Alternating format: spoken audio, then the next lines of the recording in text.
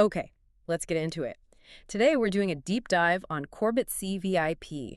Now, it pitches itself as a trading app, but, well, based on what we're seeing, it smells a lot like one of those task-based Ponzi schemes. It really does. And, our mission here is kind of urgent because the red flags pop up almost immediately.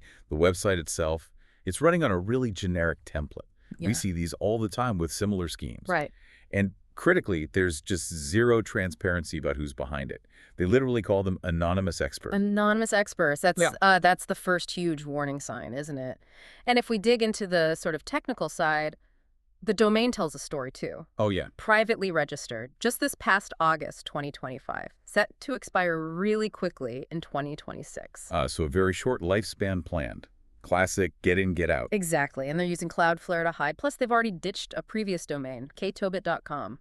Just vanished. Interesting. And what's also fascinating is how focused it seems. You said generic template, but the traffic seems heavily pointed at the UK. Yeah, looks like a targeted regional attack. And the way they pull people in, it's pretty consistent. Mostly guys, it seems. Mm-hmm. Lured by pretty ladies on apps like Telegram, WhatsApp, even TikTok messages. That's the hook, isn't it? That sort of romantic angle. We saw this one really sad story.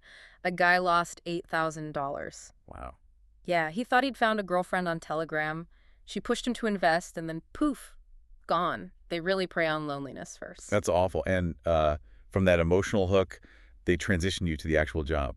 The initial tasks are dead simple, TikTok task jobs. Yeah. Like videos, subscribe to YouTube channels, tiny commissions. Like deposit £10, get £13 back, something like that. Exactly. And that small win, that's crucial. It makes it feel real. It builds just enough trust.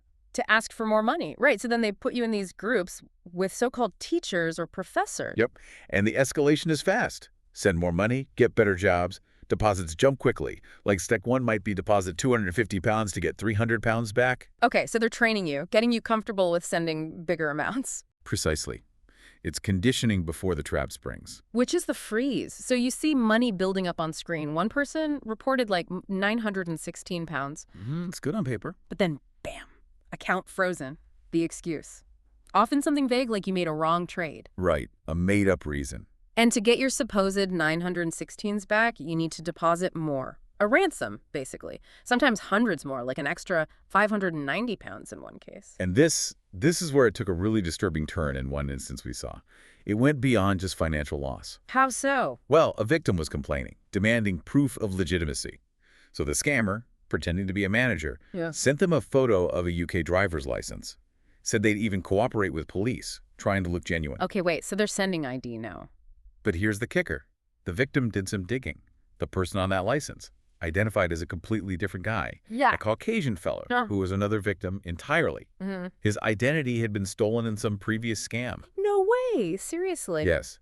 And because his address was visible on that stolen license photo the scammer sent, Oh, no. this poor innocent guy started getting threats, people showing up at his apartment door because the scammers had shared his private details. That's horrifying. So it's not just about the money anymore. Not at all. It's weaponized identity theft, creating real-world danger.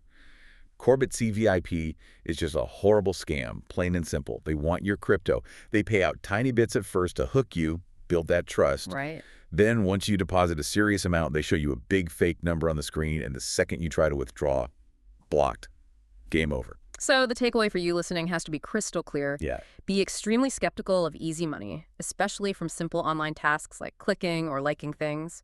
If it involves anonymous experts and promises returns that seem way too good for the effort, just walk away. Absolutely. And maybe here's a final thought to sort of mull over. We tend to think of these digital scams in terms of financial loss, right?